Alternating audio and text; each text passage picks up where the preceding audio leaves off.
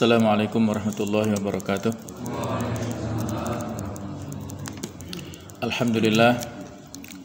Alhamdulillahilladzi arsala rasulahu bil huda wa dinil haqq liyudhhirahu 'ala dini kullih wa kafa billahi syahida.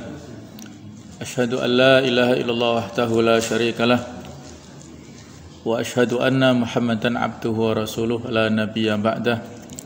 Allahumma shalli wa sallim ala sayyidina wa habibina wa maulana Muhammad wa ala alihi wa ashabihi wa ansarihi wa junudihi wa man sara ala nahjihi wa ta'abi da'watihi ila yaumil qiyamah. Allahumma inna nas'aluka ilman nafi'a wa na'udzubika min ilmin la yanfa'. Subhanaka la ilma lana illa ma 'allamtana innaka antal alimul hakim wa tub 'alaina innaka antat tawwabur rahim. Amma ba'du, Bapak Ibu, para jamaah sekalian rahimakumullah. Marilah kita teruskan kisah-kisah para nabi. Kita masih dalam pembahasan kelanjutan dari kisah Nabi Musa, yang dalam hal ini adalah Nabi Musa bertemu dengan Nabi Khidir alaihi wassalam, yaitu yang diabadikan oleh Allah Subhanahu wa taala di surat Al-Kahfi ayat 60 sampai dengan ayat ke-82 ya. Jamaah sekalian rahimakumullah, kalau kita lihat di surat Al-Kahfi ini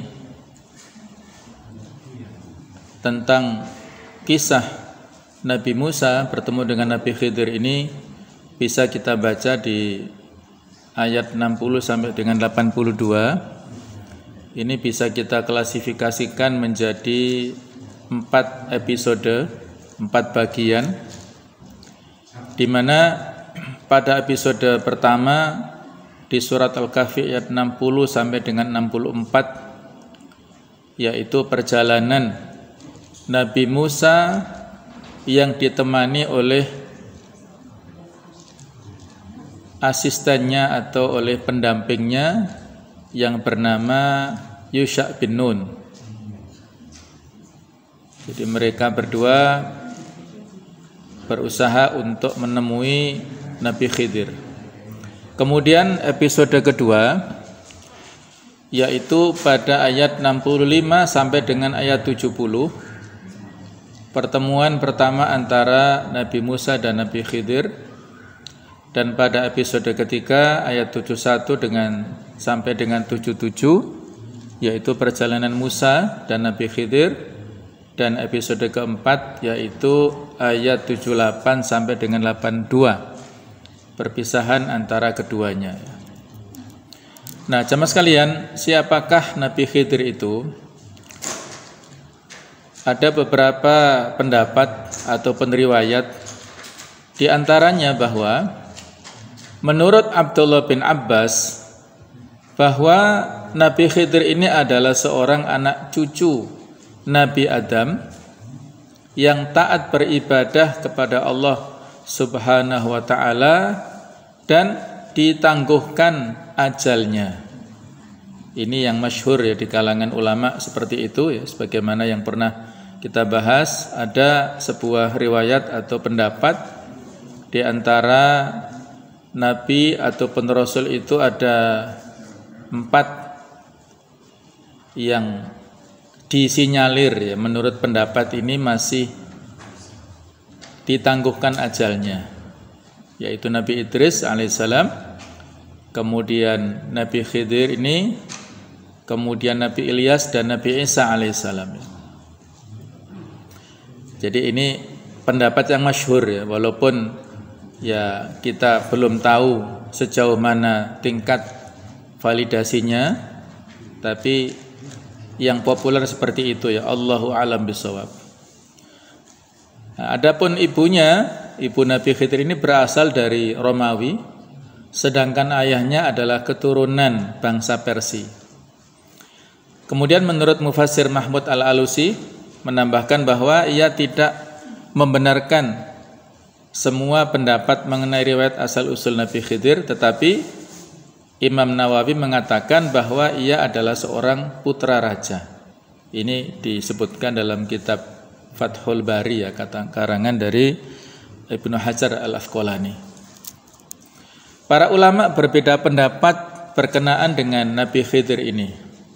Sebagian mereka mengatakan bahwa beliau adalah seorang wali dari wali-wali Allah.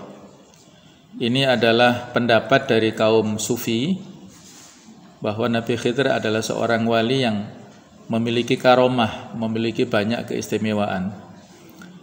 Adapun sebagian lagi yang populer adalah yang masyhur dan yang mayoritas di antara kita banyak mengatakan bahwa beliau adalah seorang nabi. Dan terdapat banyak cerita bohong tentang kehidupan Nabi Khidir dan bagaimana keadaannya. Ada yang mengatakan bahwa beliau akan hidup sampai hari kiamat, sampai nanti munculnya Dajjal ya. Dan ada yang menceritakan bahwasanya setiap tahun di bulan haji Nabi Khidir dan Nabi Ilyas ini bertemu di Mina. Allahu a'lam ya. Jadi ini kisah-kisah yang tidak jelas sanadnya ya.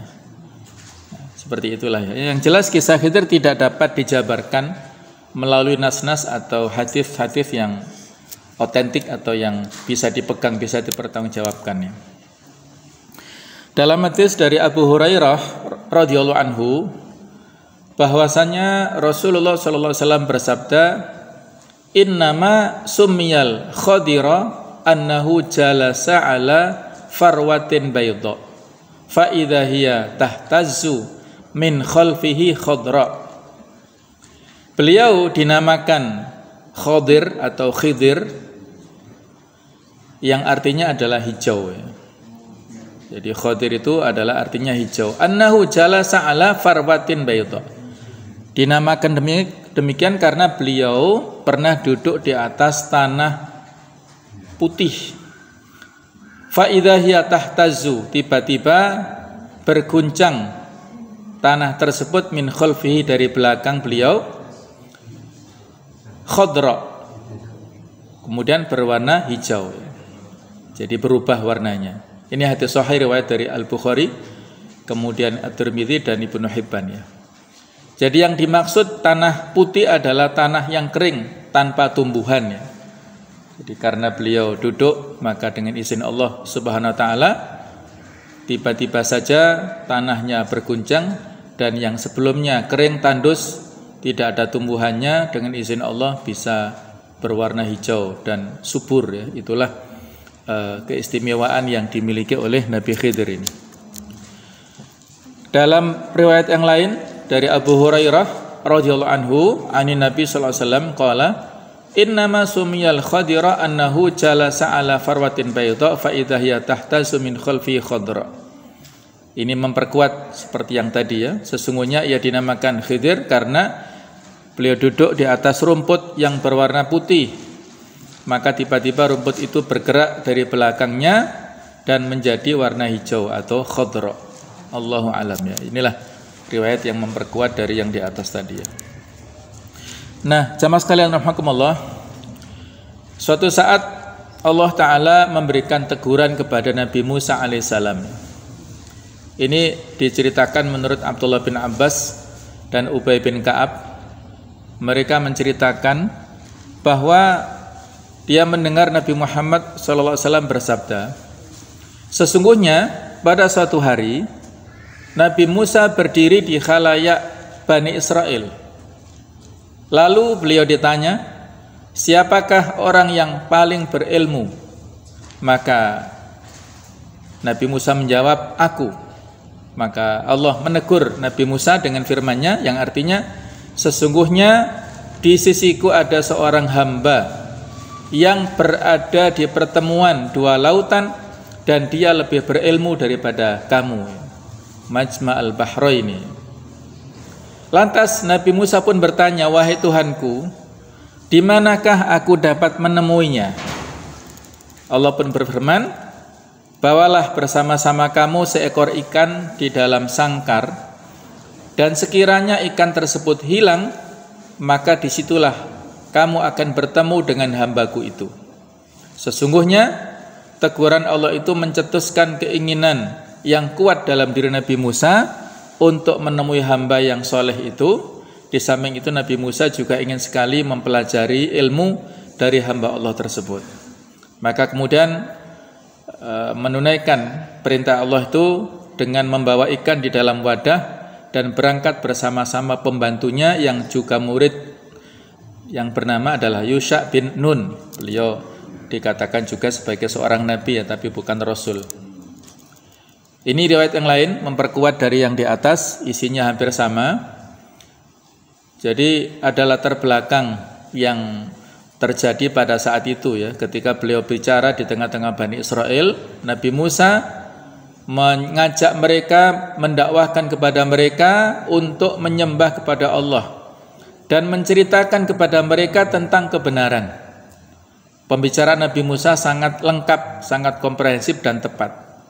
Nah, setelah beliau menyampaikan pembicaraannya, salah seorang Bani Israel bertanya, apakah ada di muka bumi ini seorang yang lebih alim darimu wahai Nabi Allah? Maka dengan nada emosi Nabi Musa menjawab, tidak ada. Jadi memang kita kenal ya, sebagaimana yang sudah beberapa kali kita ikuti kisahnya, Nabi Musa ini memiliki sikap yang tegas ya, dan kadang-kadang juga temperamen seperti itu. Jadi dengan nada emosi beliau mengatakan, tidak ada, akulah orang yang paling alim. Nah, maka Allah tidak setuju dengan jawaban Musa. Lalu Allah mengutus malaikat Jibril untuk bertanya kepadanya, wahai Musa, tidakkah engkau mengetahui di mana Allah meletakkan ilmunya? Nabi Musa mengetahui bahwa ia terburu-buru mengambil suatu keputusan. Jibril kembali bertanya kepadanya, sesungguhnya Allah mempunyai seorang hamba yang berada di Majma'al Bahrain, antara bertemunya dua lautan, yang ia lebih alim daripada kamu wahai Nabi Musa. Nah, jiwa Nabi Musa yang mulia rindu untuk menambah ilmu, walaupun beliau sudah punya ilmu yang luas, tapi ketika disebutkan ada orang yang lebih berilmu, beliau penasaran ya. Lalu timbullah keinginan dalam dirinya untuk pergi dan menemui hamba yang alim ini. Nabi Musa bertanya, bagaimana ia dapat menemui orang alim itu? Kemudian ia mendapatkan perintah supaya pergi dan membawa ikan di keranjang. Ketika ikan itu hidup dan melompat ke lautan, maka di tempat itulah Nabi Musa akan menemui hamba yang alim. Akhirnya Nabi Musa pergi guna mencari ilmu, dan beliau ditemani oleh seorang pembantunya yang masih muda yang bernama Yusha bin Nun tadi. Pemuda itu membawa ikan di keranjang. Kemudian mereka berdua pergi untuk mencari hamba yang alim dan soleh. Tempat yang mereka cari adalah tempat yang sangat samar, yang misterius, dan masalah ini berkaitan dengan hidupnya ikan di keranjang dan kemudian ikan itu akan melompat ke laut. Namun Musa berkeinginan kuat untuk menemukan hamba yang alim ini, walaupun beliau harus berjalan sangat jauh dan menempuh waktu yang lama. Nabi Musa berkata kepada pembantunya, aku tidak memberimu tugas apapun kecuali engkau memberitahuku di mana ikan itu akan berpisah denganmu. Maka pemuda atau pembantunya itu berkata, sungguh engkau hanya memberi aku tugas yang tidak terlalu berat. Jadi dia rupanya menganggap ringan ya tugas tersebut. Nah, maka kedua orang itu sampai di suatu batu di sisi laut. Nabi Musa tidak kuat lagi menahan rasa kantuk, sedangkan pembantunya masih begadang menjaga ikan yang ada di atas keranjang tersebut ya. Angin bergerak ke tepi lautan sehingga ikan itu bergerak dan hidup lalu melompat ke laut. Nah, melompatnya ikan itu ke laut sebagai tanda yang diberitahukan Allah kepada Musa tentang tempat pertemuannya dengan seseorang yang bijaksana, yang mana Musa datang untuk belajar kepadanya. Nabi Musa bangkit dari tidurnya dan tidak mengetahui bahwa ikan yang dibawanya telah melompat ke laut, sedangkan pembantunya itu lupa menceritakan peristiwa yang terjadi. Jadi pembantunya khilaf lah, lupa ya, tidak menyampaikan, tidak laporan kepada Nabi Musa. Lalu Nabi Musa bersama dengan pemuda itu melanjutkan perjalanan dan mereka lupa terhadap ikan yang dibawanya. Kemudian Musa ingat pada makanannya dan ia telah merasakan keletihannya. Ia berkata kepada pembantunya, coba bawalah kepada kami makanan siang kami, sungguh kami telah merasakan keletihan akibat dari perjalanan ini. Pembantunya mulai ingat tentang apa yang terjadi, maka ia pun mengingat bagaimana ikan itu melompat ke lautan. Ia segera menceritakan hal itu kepada Nabi Musa. Ia meminta maaf kepada Nabi Musa karena lupa menceritakan hal itu. Setan telah melupakannya. Nah, keanehan apapun yang menyertai peristiwa itu, yang jelas ikan itu memang benar-benar berjalan dan bergerak di lautan dengan suatu cara yang mengagumkan. Nabi Musa merasa gembira melihat ikan itu hidup kembali di lautan dan ia berkata, demikianlah yang kita inginkan. Melompatnya ikan itu ke lautan adalah sebagai tanda bahwa di tempat itulah mereka akan bertemu dengan seorang lelaki yang alim. Nabi Musa dan pembantunya kembali dan menelusuri tempat yang dilaluinya sampai ke tempat yang di situ ikan yang dibawanya bergerak dan menuju ke lautan, yaitu di tempat batu di mana mereka berdua istirahat itu ya. Nah, jemaah sekalian, salah satu kisah Al-Quran yang sangat mengagumkan dan dipenuhi misteri adalah kisah seorang hamba Al-Abdus Soleh, yang mana hamba ini diberikan oleh Allah Ta'ala sebuah rahmat ya, sebuah kasih sayang dari Allah Ta'ala, dan Allah mengajarkan ilmu kepada hamba ini. Dan kisah ini kita baca di surat Al-Kahfi ayat yang ke-60. Wa id qala Musa li fatahu la abrahu hatta ablugha majma'al bahraini au amdiya hukuba. Dan ingatlah ketika Musa berkata kepada muridnya, aku tidak akan berhenti berjalan sebelum sampai ke pertemuan dua buah lautan, atau aku akan berjalan-jalan sampai bertahun-tahun ya. Jadi Majma'al Bahraini adalah tempat bertemunya dua lautan. Inilah yang disebutkan Allah Ta'ala tempat di situ dihuni oleh Abdun Soleh ini. Dan Musa punya keinginan kuat untuk sampai ke tempat itu walaupun harus berjalan selama bertahun-tahun. Ini menunjukkan kemauan yang kuat dari Nabi Musa untuk mencari ilmu ya. Nah, jemaah sekalian, kalimat yang samar menunjukkan bahwa Musa telah bertekad untuk meneruskan perjalanan selama waktu yang cukup lama, kecuali jika beliau mampu mencapai Majma'al Bahrain, pertemuan antara dua buah lautan. Di sana terdapat suatu perjanjian penting yang dinanti-nanti oleh Musa ketika beliau sampai di Majma'al Bahrain. Anda dapat merenungkan betapa tempat itu sangat misterius dan samar. Para musafir telah merasakan keletihan dalam waktu yang lama untuk mengetahui hakikat tempat ini. Ada yang mengatakan bahwa tempat itu adalah Laut Persia dan Romawi. Ada juga yang mengatakan bahwa tempat itu adalah Laut Yordania atau Kulzum. Ada yang mengatakan juga bahwa itu berada di Tanzah.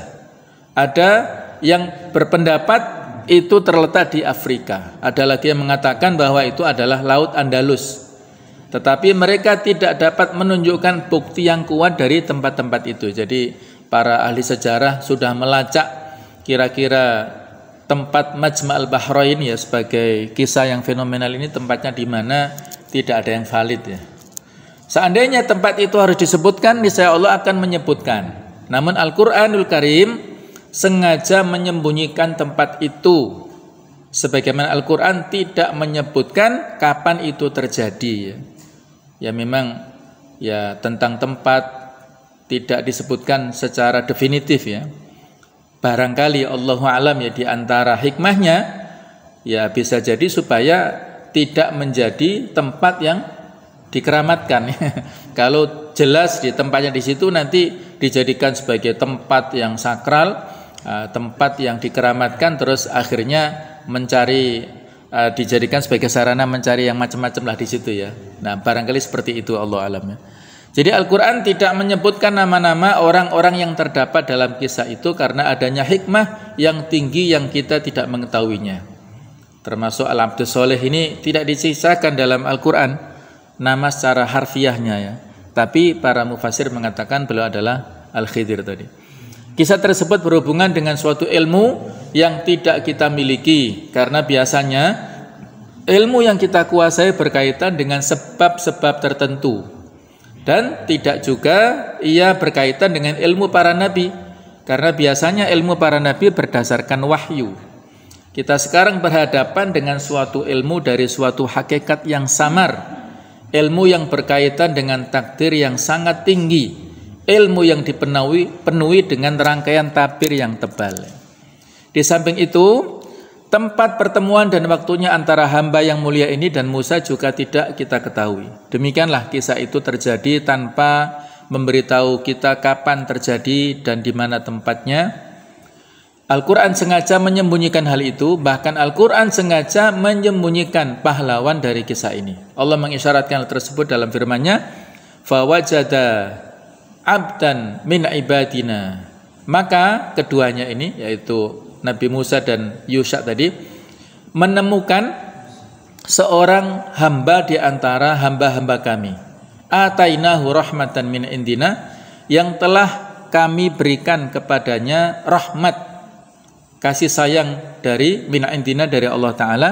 Wa alamnahu, dan kami beritakan kepadanya, kami ajarkan kepadanya milladunna ilma, dari kami, dari sisi kami sebuah ilmu ya.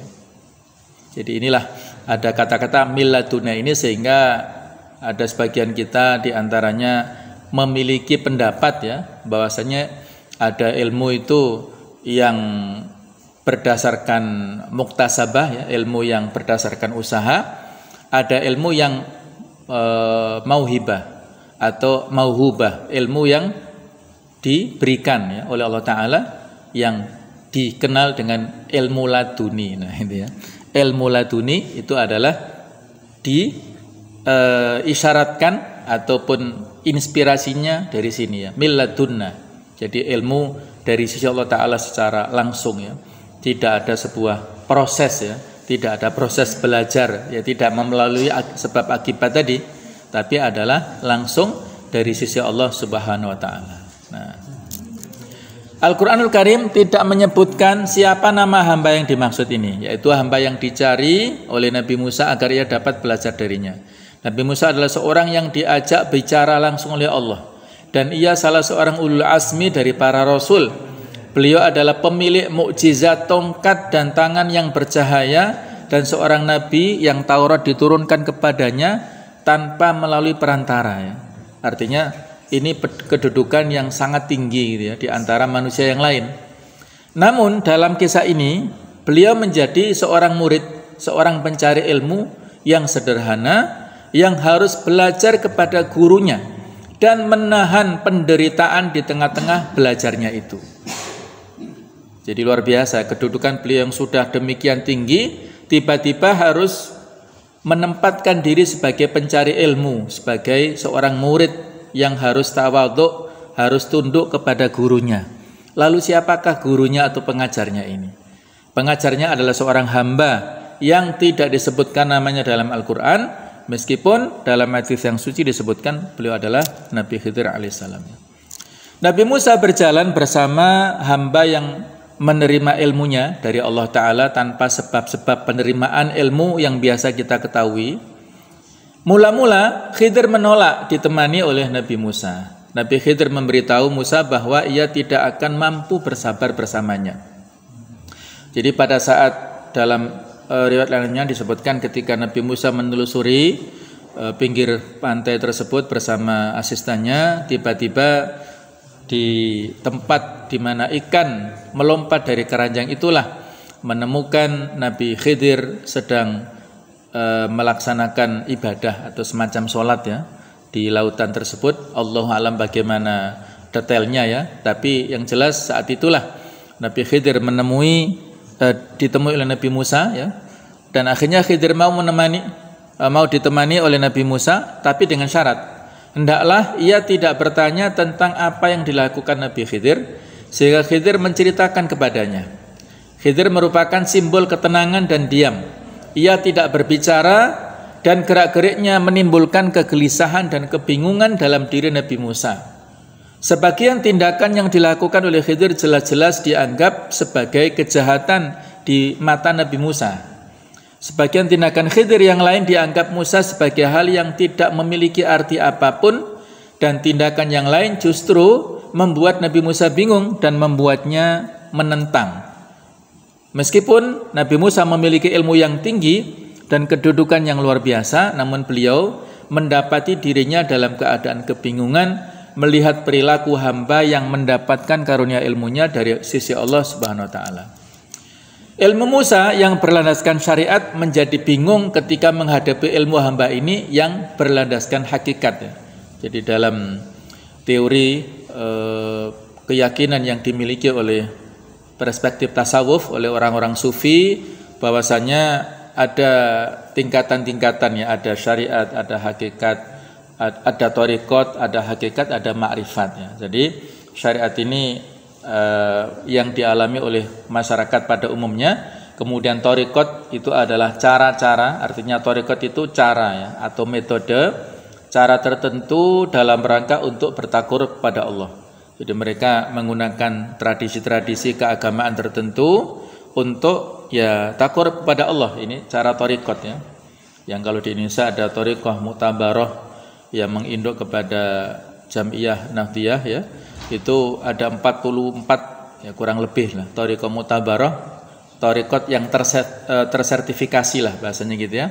Yang mereka dalam beribadah itu memiliki cara-cara tertentu. Nah, kemudian di atasnya lagi yaitu hakikat, dan yang paling tinggi adalah ma'rifat. Ini hanya pendapat, ya, yang bisa kita terima juga bisa kita tolak, enggak, ya. Artinya kita dalam hal ini kalau menerima secara proporsional, ya monggo, tapi kalau berlebihan, misalnya orang pada posisi hakikat atau makrifat sehingga bisa menghalalkan segala cara, nah ini nggak boleh, ya. Jadi misalnya puasa ini syariatnya, ya, kita menahan diri dari makan minum, dari jima, tapi hakikatnya syariatnya itu puasa secara fisik, hakikatnya adalah menahan hawa nafsu kita, ya.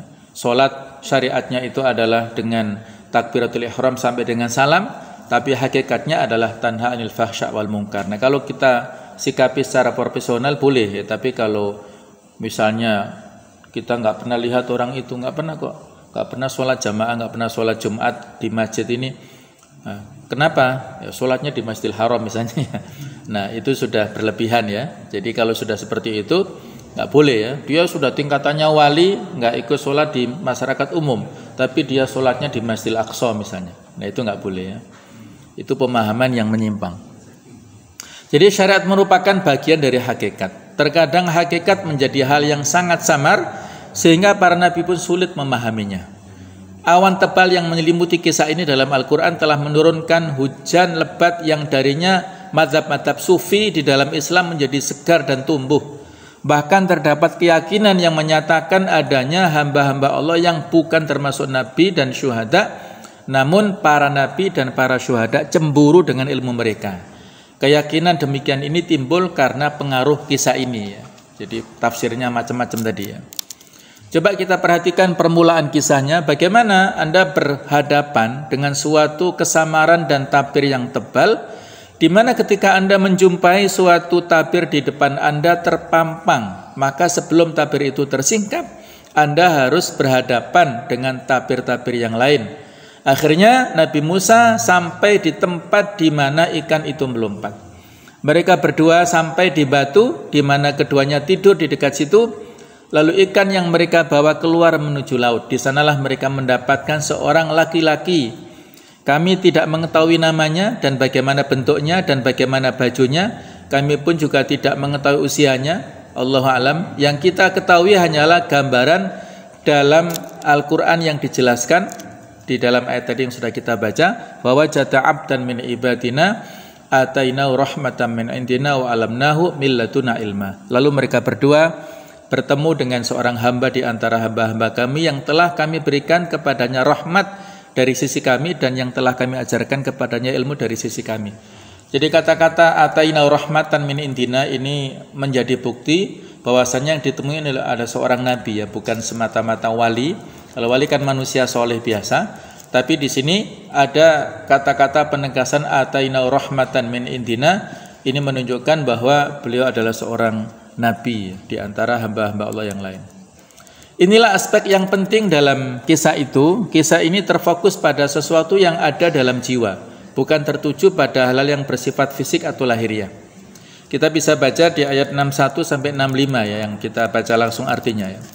Maka tatkala mereka berjalan sampai ke pertemuan dua buah laut itu, mereka lalu lalai akan ikannya. Lalu ikan itu melompat mengambil jalannya ke laut itu. Tatkala mereka berjalan lebih jauh, berkatalah Musa kepada muridnya, "Bawalah kemari makanan kita. Sesungguhnya kita merasa letih karena perjalanan kita ini." Muridnya menjawab, "Tahukah kamu, tatkala kita mencari tempat berlindung di batu tadi, maka sesungguhnya aku lupa menceritakan tentang ikan itu, dan tidak adalah yang melupakan aku untuk menceritakannya kecuali setan, dan ikan itu mengambil jalannya ke laut dengan cara yang aneh sekali." Nabi Musa berkata, "Itulah tempat yang kita cari." Lalu keduanya kembali mengikuti jejak mereka semula. Lalu mereka bertemu dengan seorang hamba di antara hamba-hamba kami yang telah kami berikan kepadanya rahmat dari sisi kami, dan yang telah kami ajarkan kepadanya ilmu dari sisi kami. Imam Bukhari menceritakan bahwa Nabi Musa dan pembantunya menemukan Khidir di atas sajadah hijau di tengah-tengah lautan. Ketika Musa melihatnya, ia menyampaikan salam kepadanya. Khidir berkata, "Apakah di bumimu ada salam? Siapa kamu?" Nabi Musa menjawab, "Aku adalah Musa." Khidir berkata, "Bukankah engkau Musa dari Bani Israel? Bagimu salam wahai Nabi dan Bani Israel, dari Bani Israel." Musa berkata, "Dari mana kamu mengenal saya?" Khidir menjawab, "Sesungguhnya yang mengenalkan kamu kepadaku adalah juga yang memberitahu aku siapa kamu. Lalu apa yang engkau inginkan wahai Musa?" Musa berkata dengan penuh kelembutan dan kesopanan, "Apakah aku dapat mengikutimu agar engkau dapat mengajariku sesuatu yang engkau telah memperoleh karunia darinya?" Khidir berkata, "Tidakkah cukup di tanganmu Taurat, dan bukankah engkau telah mendapatkan wahyu? Sungguh wahai Musa, jika engkau ingin mengikutiku, engkau tidak akan mampu bersabar bersamaku." Jadi kuncinya di sini harus sabar. Harus sabar dalam mencari ilmu ya. Kita ingin memperhatikan sejenak perbedaan antara pertanyaan Musa yang penuh dengan kesopanan dan kelembutan dan jawaban Khidir yang tegas, di mana ia memberitahu Musa bahwa ilmunya tidak harus diketahui oleh Nabi Musa, sebagaimana ilmu Musa tidak diketahui oleh Nabi Khidir. Para ahli tafsir mengemukakan bahwa Khidir ini berkata kepada Musa, "Ilmuku tidak akan engkau ketahui dan engkau tidak akan mampu sabar untuk menanggung derita dalam memperoleh ilmu itu. Aspek-aspek lahiriah yang engkau kuasai tidak dapat menjadi landasan dan ukuran untuk menilai ilmuku. Barangkali engkau akan melihat dalam tindakan-tindakanku yang tidak engkau pahami sebab-sebabnya. Oleh karena itu wahai Nabi Musa, engkau tidak akan mampu bersabar ketika ingin mendapatkan ilmuku." Ini tafsir ya dari para ulama. Musa mendapatkan suatu pernyataan yang tegas dari Khidir, namun beliau kembali mengharapnya untuk mengizinkannya, menyertainya untuk belajar darinya. Nabi Musa berkata kepadanya bahwa insya Allah ia akan mendapatinya sebagai orang yang sabar dan tidak akan menentang sedikit pun. Coba kita perhatikan ya, bagaimana Nabi Musa seorang Nabi yang berdialog dengan Allah, merendah di hadapan hamba ini, dan ia menegaskan bahwa ia tidak akan menentang perintahnya. Hamba Allah Ta'ala yang namanya tidak disebutkan dalam Al-Quran menyatakan bahwa di sana terdapat syarat yang harus dipenuhi Nabi Musa jika ia bersikeras ingin menyertainya dan belajar darinya. Nabi Musa bertanya tentang syarat ini. Lalu hamba yang soleh ini menentukan agar Nabi Musa tidak bertanya sesuatu pun, sehingga pada saatnya nanti ia akan mengetahuinya atau hamba yang soleh itu akan memberitahunya. Nabi Musa sepakat atas syarat tersebut dan kemudian mereka pun pergi. Kita perhatikan firman Allah Ta'ala dalam surat Al-Kahfi. Qala lahu Musa hal attabi'uka ala an tu'allimani mimma 'allamta rusyda. Ini perkataan yang sopan ya. Nabi Musa berkata, "Bolehkah aku mengikutimu supaya kamu mengajarkan kepadaku ilmu yang benar di antara ilmu-ilmu yang telah diajarkan kepadamu." Ini juga menunjukkan seorang hamba soleh ini adalah seorang nabi ya, yang mana disebutkan antu alimani mimma ulimta, yang telah diajarkan kepadamu ilmu itu dari Allah ya. Qala innaka lan tastati'a ma'iya sabra. Wahai Nabi Musa, Ini dikatakan oleh Khidir, engkau tidak akan mampu ya, lan tastati'a, kata-kata lan ini menunjukkan penguatan. Kamu tidak akan mampu bersamaku ya, tidak akan mampu bersabar. Wa kaifa tasbiru ala ma lam tuhit bi khubra. Bagaimana kamu bisa bersabar padahal kamu belum memiliki pengetahuan yang cukup tentang itu. Maka Nabi Musa menjawab, qala satajiduni insyaallah sabira wala asilaka amra. Nabi Musa menjawab, insyaallah engkau akan mendapat aku sebagai orang yang sabar dan aku tidak akan menentangmu dalam segala urusan apapun. Qala fa in taba'tani fala tas'alni an syai'in hatta uhtitha laka minhu dzikra. Nabi Khidir mengatakan, jika kamu mengikutiku, maka janganlah kamu menanyakan kepadaku tentang sesuatu pun sampai aku sendiri menerangkan kepadamu ya. Akhirnya mereka berdua pergi bersama ya, di tempat atau di tepi laut. Kemudian terdapat perahu yang berlayar.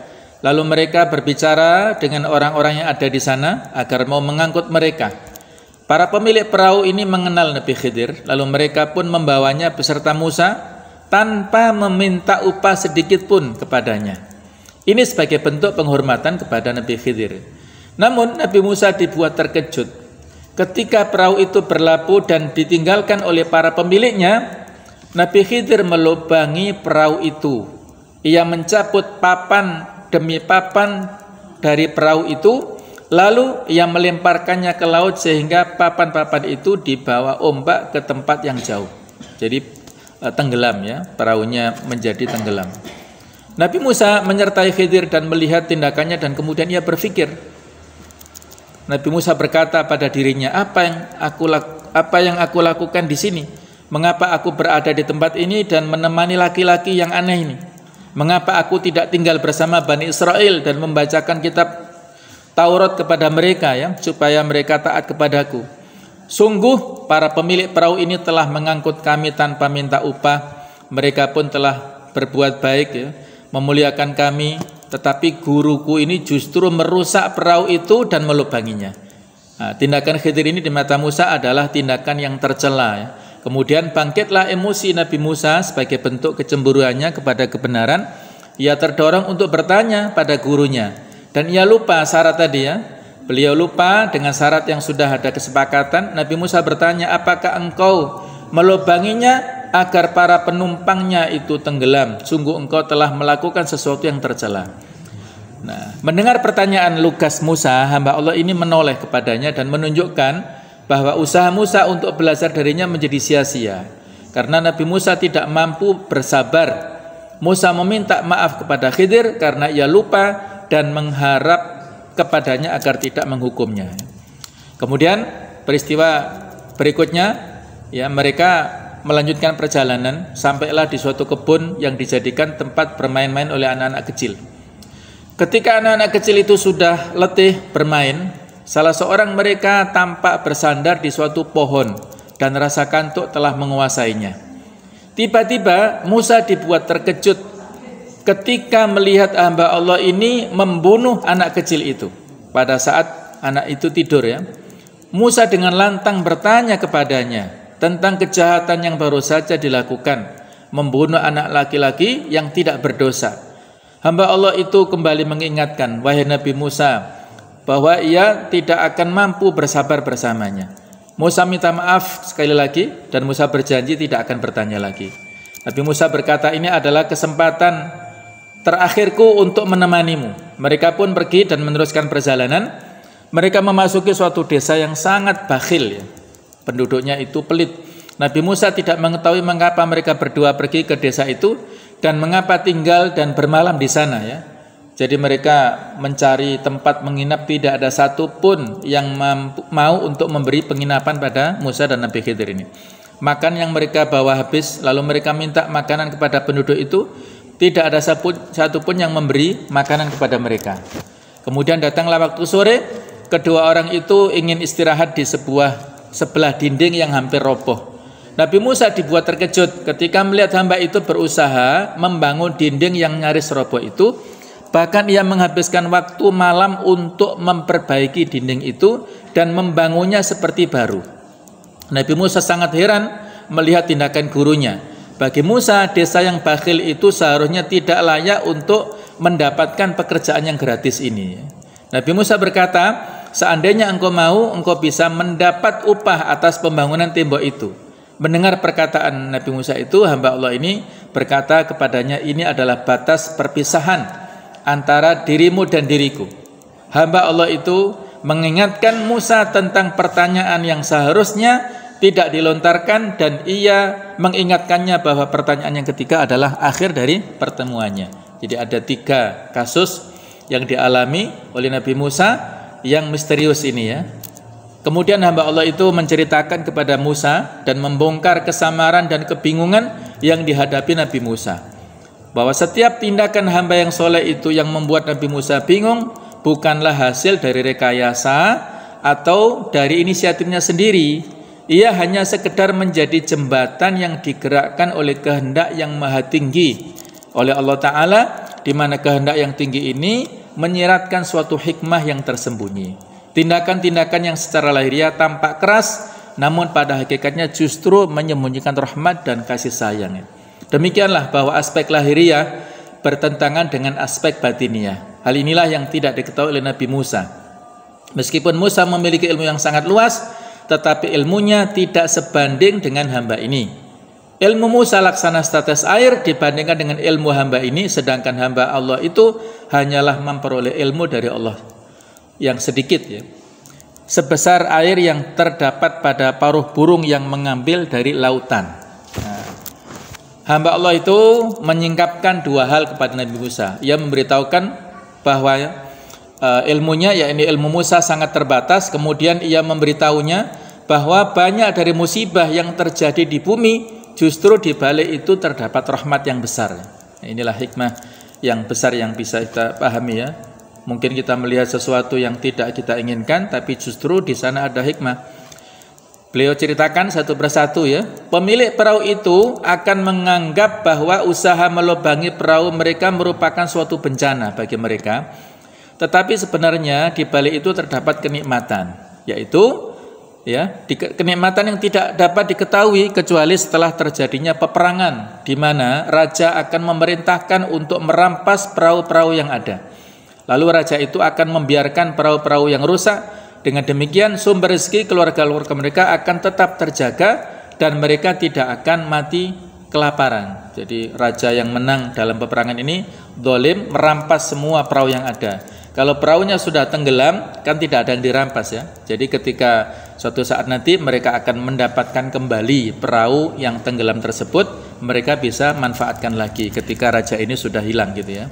Demikian juga orang tua, anak kecil yang terbunuh itu akan menganggap bahwa terbunuhnya anak kecil itu sebagai musibah. Namun kematiannya justru membawa rahmat yang besar bagi mereka. Karena Allah akan memberi mereka sebagai ganti darinya anak yang lebih baik yang dapat menjaga mereka dan melindungi mereka pada saat mereka menginjak masa tua. Dan mereka tidak akan menampakkan kelaliman dan kekufuran seperti anak yang terbunuh. Demikianlah bahwasanya nikmat terkadang membawa suatu bencana dan sebaliknya. Suatu bencana terkadang membawa nikmat. Banyak hal yang lahirnya baik ternyata justru di balik itu terdapat keburukannya. Ya, ini hikmah untuk kita semuanya. Mungkin kita pernah diuji ya, anak-anak kita cintai meninggal. Insya Allah kita optimis, husnudzon pada Allah, ada hikmah yang kita nggak tahu ya. Bisa jadi kalau nanti anak ini besar akan jadi masalah bagi orang tuanya misalnya ya. Dan kalau misalnya anak ini nanti terus mungkin akan menjadi mengecewakan, maka Allah akan mengganti ya, mengganti dari anak yang lain, mungkin anak kandung kita atau barangkali dari menantu kita ya. Kita nggak tahu dari mana caranya nanti ya. Kemudian jawaban untuk kasus yang ketiga, kenapa Nabi Khidir membangun dinding yang hampir roboh itu, wa amal jidaru fakana li ghulamaini yatimaini fil Madinah. Dinding tersebut itu adalah milik 2 anak yatim di kota itu, yang wakana tahtahu kanzul lahuma, di bawahnya tersimpan harta bagi mereka berdua. Wakana abuhuma soliha, ayahnya itu orang yang soleh. Fa arada rabbuka yablugha ashuddahuma wastakhrija kanzahuma rahmatan mir rabbik. Dan Allah menginginkan untuk agar keduanya sampai dewasa dan keduanya mengeluarkan simpanannya itu sebagai rahmat dari Tuhanmu. Nah, jadi wa ma fa'altu an amri an imri'in an amri ya, aku tidak melakukan itu sesuai dengan kemauanku sendiri. Dzalika ta'wilu ma lam tasti alai sabra, itu adalah keterangan perbuatan yang engkau tidak sabar dalam menghadapinya ya. Nabi Musa mula-mula menentang dan mempersoalkan tindakan dari hamba yang soleh tersebut. Kemudian ia menjadi mengerti ketika hamba itu menyingkapkan kepadanya maksud dari tindakannya dan rahmat Allah yang besar yang tersembunyi dari peristiwa-peristiwa yang terjadi. Selanjutnya Nabi Musa kembali untuk menemui pembantunya dan menemaninya untuk kembali ke Bani Israel. Sekarang Nabi Musa mendapatkan keyakinan yang luar biasa. Musa telah belajar dari mereka dua hal, yaitu ia tidak merasa bangga dengan ilmunya dalam syariat karena di sana terdapat ilmu hakikat, dan ia tidak mempersoalkan musibah-musibah yang dialami oleh manusia karena di balik itu terdapat rahmat Allah yang tersembunyi yang berupa kelembutannya dan kasih sayangnya. Itulah pelajaran yang diperoleh Nabi Musa alaihissalam dari hamba yang soleh ini. Nabi Musa mengetahui bahwa ia berhadapan dengan lautan ilmu yang baru, di mana ia bukanlah lautan syariat yang diminum oleh para nabi. Kita berhadapan dengan lautan hakikat, di hadapan ilmu takdir yang tertinggi, ilmu yang tidak dapat kita jangkau dengan akal kita sebagai manusia biasa atau dapat kita cerna dengan logika biasa. Ini bukanlah ilmu eksperimental atau ilmu yang percobaan yang kita ketahui atau yang biasa terjadi di atas bumi, dan ia pun bukan ilmu para nabi Allah yang diwahyukan kepada mereka ya. Insyaallah ini yang bisa kita bahas lebih dulu, insyaallah akan kita lanjutkan pada kesempatan berikutnya kisah lain tentang Nabi Khidir alaihissalam. Mudah-mudahan ada manfaatnya. Kurang lebihnya mohon maaf. Subhanakallahumma bihamdik asyhadu alla ilaha illa anta astaghfiruka wa atubu ilaik. Wassalamualaikum warahmatullahi wabarakatuh.